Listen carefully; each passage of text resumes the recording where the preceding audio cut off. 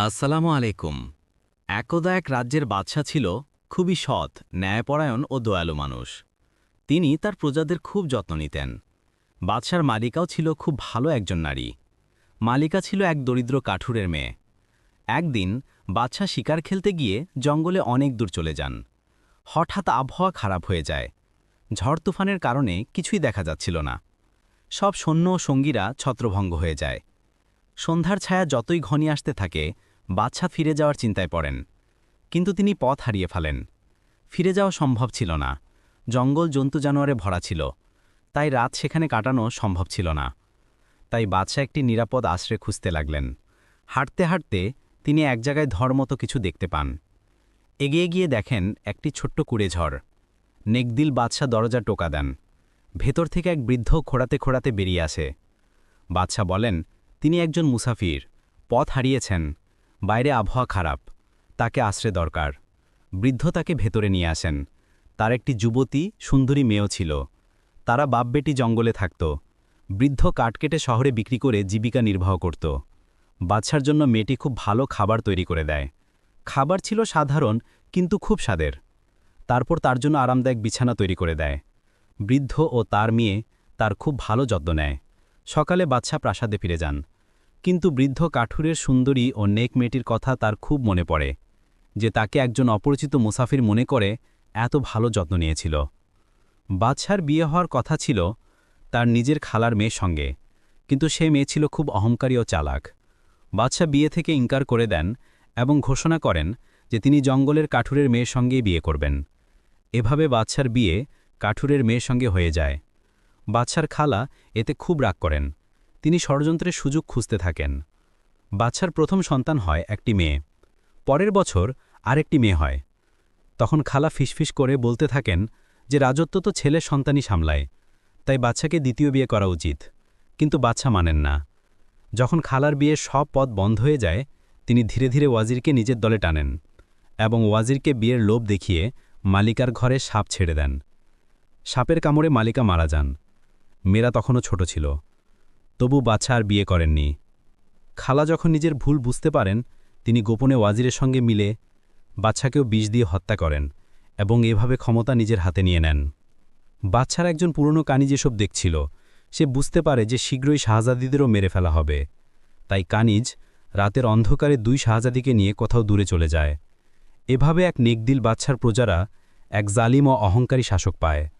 বুদ্ধিমান কানিজ মেয়েদের নিয়ে জঙ্গলে চলে যায় এবং তাদের লালন পালন করতে থাকে। সময় গড়াতে থাকে। এখন দুই মেয়ে যুবতী হয়ে উঠেছে। এমন সময় একদিন বুদ্ধিমান কানিজ খুব অসুস্থ হয়ে পড়ে এবং মৃত্যুর কাছাকাছি চলে যায়। তখন সে দুজনকে কাছে ডেকে বলে যে তারা আসলে শাহজাদি এবং তাদের বাবা মায়ের সঙ্গে কি হয়েছিল। কানিজের মৃত্যুর পর দুই মেয়ে একা হয়ে যায়।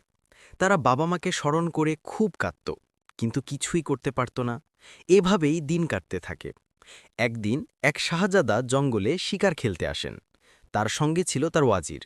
শাহজাদা তিতির শিকার করেন এবং ওয়াজিরকে দিয়ে বলেন, এগুলো ভালোভাবে পরিষ্কার করে ভেজে নিয়ে এসো। শাহজাদা নিজে একটা গাছের নিচে বিশ্রাম করতে থাকেন।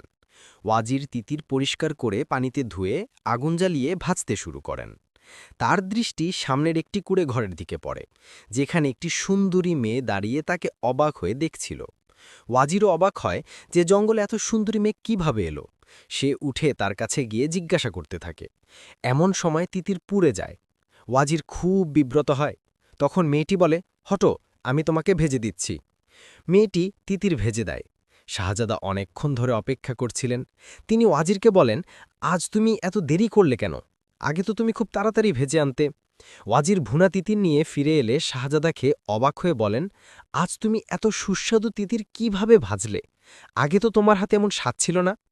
তখন ওয়াজির বলে যে সামনে একটি কুঁড়ে ঘরে একটি সুন্দরী মেয়ে থাকে, সেই ভেজে দিয়েছে, কারণ সে তাকে দেখতে গিয়ে তার তিতির পুড়ে যায়।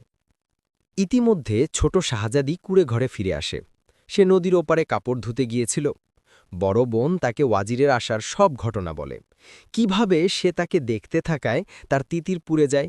তখন ছোট বোন বড় বোনকে বলে, দেখো, সে এবার শাহজাদাকে নিয়ে ফিরে আসবে। তুমি এত সুন্দরী যে শাহজাদা তোমাকে পছন্দ করবে। তুমি শাহজাদার সঙ্গে চলে যাও এবং বিয়ে করো, আমার কথা বলো না। বড় শাহজাদি সব শুনে বলে, না, আমি তোমাকে ছেড়ে যাব না। কিন্তু ছোট শাহজাদি মানতে চায় না। সে বলে, আমিও তোমার পিছনে যাব, কিন্তু আমাদের সম্পর্ক দুনিয়ার সামনে প্রকাশ হবে না। এই বলে সে বাইরে যায় এবং ফিরে এসে অনেকগুলো ছোট ছোট সাদা ফুল নিয়ে আসে। সে বড় বোনকে ফুলগুলো দিয়ে বলে, যখন শাহজাদা তোমাকে নিয়ে যাবে, তুমি পথে একটা একটা করে এই ফুল ফেলতে থাকবে। এভাবে আমি তোমার কাছে পৌঁছে যাব। সব বুঝিয়ে ছোট শাহজাদি কুঁড়েঘর থেকে বেরিয়ে একটা গাছের আড়ালে লুকিয়ে যায়। এমন সময় শাহজাদা ওয়াজিরের সঙ্গে আসেন। বড় শাহজাদির ওপর তার নজর পড়তেই তুমি মুগ্ধল হয়ে যান। শাহজাদা জিজ্ঞাসা করেন, তুমি এই জঙ্গলে একা কি করছো? শাহজাদি ছোট বোনের বুঝিয়ে দেওয়া কথা বলতে থাকে, এখানে আমি আমার বাবা মায়ের সঙ্গে থাকতাম। আমার মা মারা গেছেন, বাবা কাঠুরে ছিলেন, জঙ্গল থেকে কাঠ কেটে শহরে বিক্রি করে জীবিকা নির্বাহ করতেন। কিছুদিন আগে বাবাও মারা গেছেন। এখন আমার দুনিয়া কেউ নেই, তাই এখানে থাকি। শাহজাদা এসব শুনে তৎক্ষণাৎ বিয়ের প্রস্তাব দেন এবং সঙ্গে চলতে বলেন। শাহজাদি যেতে রাজি হয়। শাহজাদি একটি পুটলি নেয় যাতে সাদা ফুল ছিল। শাহজাদা তাকে ঘোড়ায় তুলে নিয়ে রওনা দেন। শাহজাদি পথে একটা একটা করে ফুল ফেলতে থাকে। ছোট শাহজাদি গাছের আড়াল থেকে বেরিয়ে সাদা ফুলের পিছনে পিছনে চলতে থাকে। শাহজাদা শাহজাদিকে নিয়ে প্রাসাদে পৌঁছান এবং সরাসরি বাদশাহ ও মালিকার কাছে গিয়ে শাহজাদি সব কাহিনী শোনান। তিনি বলেন যে তিনি শাহজাদির সঙ্গে দ্বিতীয় বিয়ে করতে চান। শাহজাদার প্রথম স্ত্রী ছিল তার খালার মেয়ে। তার খালাও বিধবা হয়ে প্রাসাদেই থাকতেন। খালা আর তার মেয়ে এই খবরে খুব রাগ করেন। কিন্তু শাহজাদার প্রথম স্ত্রী জানত যে শাহজাদা যা ঠিক করে তা করে ছাড়ে। তাই সে বাহ্যিকভাবে খুব খুশি প্রকাশ করে বলে, শাহজাদার আবার বিয়ে হবে, এটা কত ভালো লাগবে। আমরা শাশুড়ি বউ নই, বোনের মতো থাকব। যখন সে খুশি হয়ে অনুমতি দিচ্ছিল তখন আর কারো আপত্তি থাকতে পারে না। এভাবে ধুমধাম করে শাহজাদার বিয়ে হয়ে যায়। দুদিন পর ছোট শাহজাদি শহরে প্রবেশ করে। শহরে উৎসবের আমেজ ছিল। সে এক বুদ্ধিমতী মহিলাকে জিজ্ঞাসা করে, আম্মা, কি ব্যাপার? সব জায়গায় উৎসব লেগেছে। বুদ্ধিমতী মহিলা বলেন, আমাদের শাহজাদা জঙ্গল থেকে একটি সুন্দরী মেয়ে পেয়েছেন এবং তার সঙ্গে বিয়ে করছেন, তাই সারা শহর প্রস্তুতি নিচ্ছে। মেয়েটি জিজ্ঞাসা করে, আমি গ্রাম থেকে এসেছি, আমার বাবা মা নেই, থাকার জায়গাও নেই, আমি কি কোনো কাজ পেতে পারি? বুদ্ধিমতী মহিলা বলেন, হ্যাঁ, এখন প্রাসাদে অনেক কাজ আছে, আমিও সেখানে যাচ্ছি। মহিলার একটি মেয়ে ছিল যে কিছুদিন আগে অসুস্থ হয়ে মারা গিয়েছিল। তিনি ছোট শাহজাদিকে বলেন, তুমি আমার মেয়ে হয়ে আমার কাছে থাকো। মহিলা যৌবনে প্রাসাদে কানিজ ছিলেন, বুড়ো বয়সে কাজ ছেড়ে দিয়েছিলেন। শাহজাদি বলে, ঠিক আছে আম্মা, কিন্তু আমি কাজ করতে চাই। তুমি কি আমাকে প্রাসাদে কাজ জোগাড় করে দিতে পারো? বুদ্ধিমতী মহিলা শাহজাদিকে নিয়ে প্রাসাদের দিকে রওনা দেন, যেখানে চারদিকে বিয়ের সানাই বাজছিল। প্রাসাদে পৌঁছে তারা দেখেন শাহজাদার প্রথম স্ত্রী আসছেন। বুদ্ধিমতী আম্মা সালাম দিয়ে বলেন, এ আমার ভাগ্নি, আজ গ্রাম থেকে এসেছে, এর বাবা মা মারা গেছেন, একে প্রাসাদে কাজে রাখুন। শাহজাদার প্রথম স্ত্রী কিছুক্ষণ ছোট শাহজাদিকে দেখে কি যেন ভাবেন, তারপর তাকে নিয়ে নিজের ঘরে যান এবং বলেন, এখানে প্রাসাদে সবাই আমার তাবেদার, আমি কাউকে কিনতে পারি না। তুমি যদি আমার জন্য কাজ করো, আমি যা বলবো তাই করো, তাহলে আমি তোমাকে অনেক গহনা ও টাকা দেব। ছোট শাহজাদি বুঝতে পারে এটি শাহজাদার প্রথম স্ত্রী, তার কথায় ষড়যন্ত্রের গন্ধ পায়, তাই তাড়াতাড়ি বলে, হ্যাঁ মালিকা সাহিবা, আমি আপনার প্রত্যেক কথা মানব। তার কথা শুনে মালিকা হেসে বলেন, এখনও মালিকা নই, আমরা এখনও শাহজাদাকে বাদশাহ বানাইনি। বুদ্ধিমতী শাহজাদি বলে, আপনার ইকবাল উঁচু হোক, আল্লাহ চাইলে খুব শিগগির আপনি মালিকা হবেন। তখন প্রথম স্ত্রী বলেন, তুমি খুব কাজের জিনিস, আজ থেকে এই প্রাসাদে আমার কথা মতো চলবে। শাহজাদি বলে, জি অবশ্যই, আপনি আমাকে দারুণ পাবেন। শাহজাদার প্রথম স্ত্রী বড় শাহজাদির ঘরে আসেন এবং বলেন, এই মেয়ে আজ থেকে তোমার কানিজ, যা কাজ দরকার তাকে দিয়ে করিয়ে নাও। বড় শাহজাদি ছোট শাহজাদিকে দেখে খুব খুশি হয় এবং তাড়াতাড়ি প্রথম স্ত্রীর হাত ধরে বলে, আপনি কত ভালো। প্রথম স্ত্রী বলেন, প্রাসাদে অনেক কাজ আছে, আমি একটু দেখে আসি। তিনি চলে গেলে দুই বোন একে অপরের গলা জড়িয়ে ধরে। ছোট শাহজাদি বড়কে বলে না যে সে প্রাসাদে কি কাজ নিতে এসেছে। শাহজাদার বিয়ে হয়ে যায়, সবাই খুব খুশি ছিল, শুধু শাহজাদার প্রথম স্ত্রী ছাড়া। ছোট শাহজাদি সারাদিন তার কাছে থাকত। তারা দুজনে মিলে ভাবত কিভাবে দ্বিতীয় স্ত্রী থেকে মুক্তি পাওয়া যায়। কিছুদিন পর বড় শাহজাদি গর্ভবতী হন। এই খবর প্রথম স্ত্রীর জন্য কেয়ামতের কম ছিল না, কারণ তিনি এখনও শাহজাদাকে কোনো সন্তান দিতে পারেননি। মালিকা, বাদশাহ ও শাহজাদা খুব খুশি ছিলেন, তাই শাহজাদির বিশেষ যত্ন নেওয়া শুরু হয়। ইতিমধ্যে প্রথম স্ত্রী ছোট শাহজাদির সঙ্গে মিলে ভাবতে থাকে কি করা যায়। ছোট শাহজাদি খুব চিন্তিত হয়ে পড়ে। সে বড় বোনকে বলে, এখান থেকে কোথাও দূরে চলো। ছোট শাহজাদি তাকে বলতে পারে না যে শাহজাদার প্রথম স্ত্রী তার প্রতি কতটা ঈর্ষান্বিত। যদি বলতো, কেউ বিশ্বাস করত না, কারণ প্রথম স্ত্রী সবার সামনে দ্বিতীয় স্ত্রীর খুব যত্ন নিতেন। ছোট বোনের কথা শুনে বড় বোন বলে, সবাই আমাকে অনেক ভালোবাসে। তুমি তখন বলেছিলে আমি যেন সঙ্গে যাই, কিন্তু তুমি মানলে না এবং বললে আমাদের সম্পর্ক সবার কাছে গোপন রাখতে। এখন তুমি বললে আমি শাহজাদাকে বলে দিতে পারি যে তুমি আমার বোন। কিন্তু বুদ্ধিমতী ছোট শাহজাদি জানত এখন বলার মানে হলো তারা মিথ্যাবাদী। হয়তো তারা ষড়যন্ত্রের জন্য প্রাসাদে এসেছে বলে মনে করা হবে, তাই সে বড় বোনকে মানা করে দেয় যেন কাউকে কিছু না বলে। কিছুদিন পর যখন প্রসবের সময় আসে, শাহজাদার প্রথম স্ত্রী ধাত্রী ও ছোট শাহজাদিকে অনেক টাকা দিয়ে বলেন, যখন সন্তান জন্মাবে তুমি সন্তানটিকে তুলে মেরে ফেলবে এবং তার জায়গায় বিড়ালের বাচ্চা রাখবে। ছোট শাহজাদি বলে, এটা আমি খুব সহজে করব। যখন সন্তান জন্মায়, বড় শাহজাদি অজ্ঞান হয়ে থাচায়, ধাত্রী সন্তানটি ছোট শাহজাদিকে দিয়ে বলে, যাও এটাকে মেরে ফেলো। তারা বিড়ালের বাচ্চা রেখে দেয়।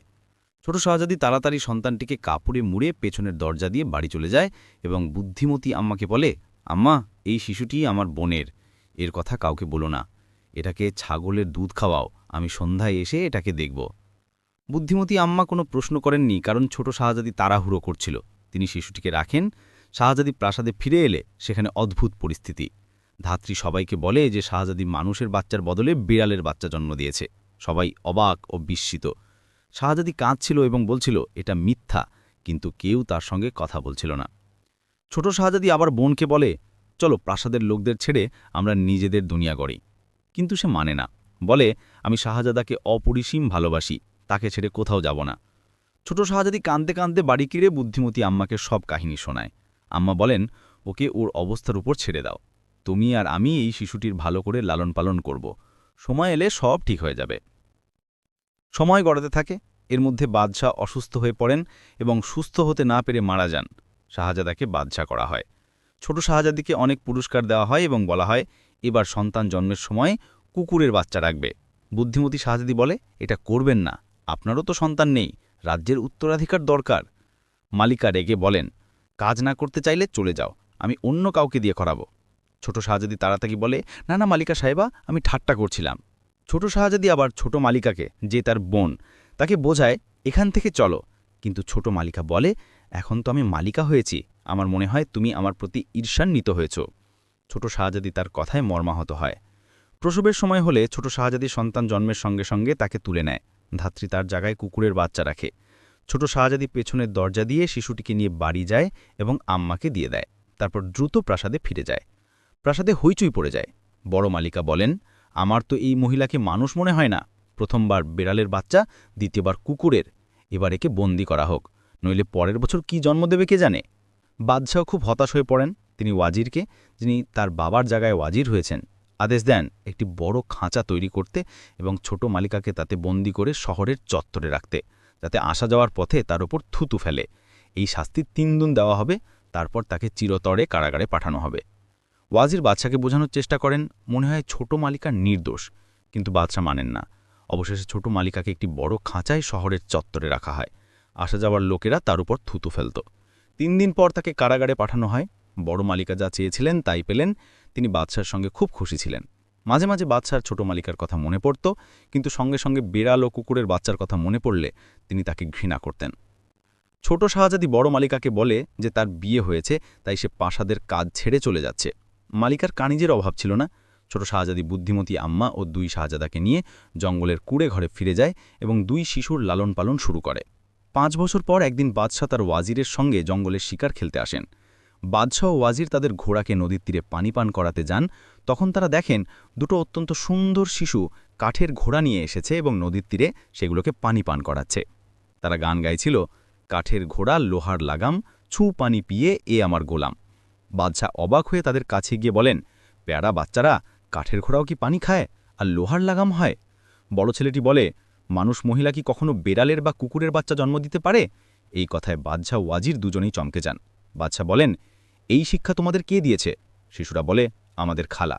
বাদশাহ বলেন, তোমাদের খালা কোথায়? আমাকে এখনই তার কাছে নিয়ে চলো। শিশুরা বাদশাহ ও ওয়াজিরকে সেই কুঁড়ে ঘরে নিয়ে যায়, যেখানে কয়েক বছর আগে বাদশাহ এসেছিলেন এবং শাহজাদিকে নিয়ে গিয়েছিলেন। বাদশাহ তার পুরনো কানিজকে দেখে অবাক হন এবং জিজ্ঞাসা করেন, এই মেয়ে, এই শিশুরা কারা? এসব কি ব্যাপার?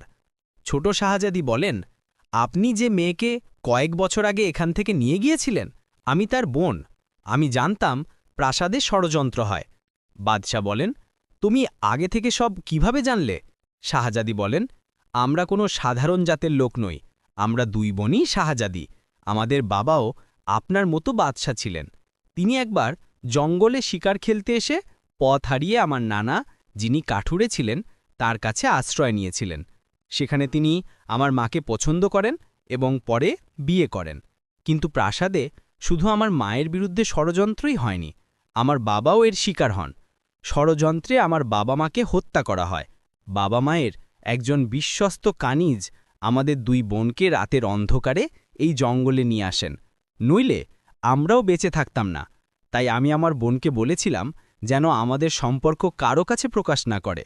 প্রাসাদে সব ঠিকঠাক হলে কিছুদিন পর আমি সামনে আসতাম, কিন্তু প্রাসাদে পৌঁছেই বুঝতে পারি যে শীঘ্রই বড় শাহজাদির বিরুদ্ধে ষড়যন্ত্র হবে, কারণ আপনার মালিকা আমাকেই দিয়ে এইসব কাজ করাতে চেয়েছিলেন। তিনি জানতেন না যে যার বিরুদ্ধে তিনি ষড়যন্ত্র করছেন তারা দুজন আপোষে বোন। তারপর ছোট শাহজাদি শুরু থেকে প্রাসাদ ছাড়া এবং বড় মালিকার শাস্তি পর্যন্ত সব কাহিনী কাঁদতে কাঁদতে বলেন এবং বলেন, এই দুই শিশু আর কেউ নয়, আপনার নিজের উত্তরাধিকার। বাদশাহ দুই শিশুকে জড়িয়ে ধরেন।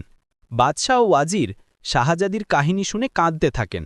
কাহিনী শেষ হলে বাদশাহ রাগে দাঁড়িয়ে বলেন, আমি মালিকাকে ছাড়ব না, তার মাথা কেটে ফেলব। কিন্তু শাহজাদি তাকে থামিয়ে বলেন, সে ছোট মালিকার অপরাধী, আগে আপনি তাকে সম্মানের সঙ্গে মুক্ত করুন, তারপর ছোট মালিকাকে অধিকার দিন যেন তিনি তার শাস্তি নির্ধারণ করেন। বাদশাহ শাহজাদির পরামর্শ পছন্দ করেন। শাহজাদি জানত বড় শাহজাদি খুব দয়ালু, তিনি তাকে ক্ষমা করে দেবেন, কারণ শাস্তি দিলেও সেই সময় ফিরে আসবে না যা ছোট মালিকা কারাগারে কাটিয়েছেন। এক বোন অন্য বোনের জন্য এবং দুই শিশু মায়ের অভাবে জীবন কাটিয়েছে। বাদশাহ দুই শাহজাদাকে ঘোড়ায় তুলে নেন। ওয়াজির, যিনি বেশ কিছুক্ষণ ধরে শাহজাদিকে চুপিসারে দেখছিলেন এবং বাদশার কাছ থেকে এটা লুকিয়ে যায়নি, তিনি হেসে ওয়াজিরকে বলেন শাহজাদিকে তার ঘোড়ায় তুলে নিতে। ওয়াজির বাদশার কথা শুনে শাহজাদিকে ঘোড়ায় তুলে প্রাসাদের দিকে রওনা দেন। ফিরে এসে বাদশাহ বড় মালিকাকে বেঁধে ফেলেন এবং নিজে কারাগারে গিয়ে ছোট মালিকার সামনে হাত জোড় করে কাঁদতে থাকেন। বলেন, হে মালিকা, আমি সব ঘটনা জেনেছি, আমি তোমাকে মুক্ত করতে এসেছি। মালিকাকে সম্মানের সঙ্গে মুক্ত করা হয়। বড় মালিকাকে তার সামনে পেশ করা হয়। ওয়াজির সবার সামনে ছোট মালিকাকে পুরো কাহিনী শোনান। ছোট মালিকা বোনকে জড়িয়ে ধরে সব শুনতে থাকেন। যখন তিনি জানতে পারেন এই দুই শিশু তার নিজের সন্তান, তখন কাঁদতে কাঁদতে তার হেঁচকি বেঁধে যায়। তিনি শিশুদের ও বোনকে জড়িয়ে কাঁদতে থাকেন। অবশেষে বাদশাহ বলেন, আজ তুমি প্রস্তুত, বড় মালিকাকে শাস্তি দাও। কিন্তু ছোট মালিকা তাকে ক্ষমা করে দিয়ে বলেন, যা হয়ে গেছে তা ফিরে আসবে না, এটা আমার কপালে লেখা ছিল, তাই হয়েছে, আমি তাকে কোনো শাস্তি দেব না। বড় মালিকা, যিনি ভয়ে কাঁপছিলেন, এটা শুনে কাঁদতে কাঁদতে ছোট মালিকার গলা জড়িয়ে বলেন, তুমি আমাকে ক্ষমা করে আমার ওপর বড় উপকার করলে। প্রাসাদে উৎসবের ঘোষণা দেয়া হয়। এই মুহূর্তে ওয়াজির লজ্জা পেয়ে বাদশাহ সালামাতের কাছে নিজের ও ছোট শাহজাদির বিয়ের প্রস্তাব দেন। বাদশাহ হেসে ছোট শাহজাদির দিকে তাকান। ছোট শাহজাদি লজ্জায় মাথা নিচু করে। কয়েকদিন পর বড় উৎসবে ওয়াজির ও শাহজাদির বিয়ে হয়ে যায়। সবাই হাসি খুশি থাকতে থাকে। প্যারা বন্ধুরা, গল্পটি ভালো লাগলে লাইক করো, শেয়ার করো এবং এরকম আরও কিস্সা কাহিনী দেখতে থাকো সালাম ভয়েসে।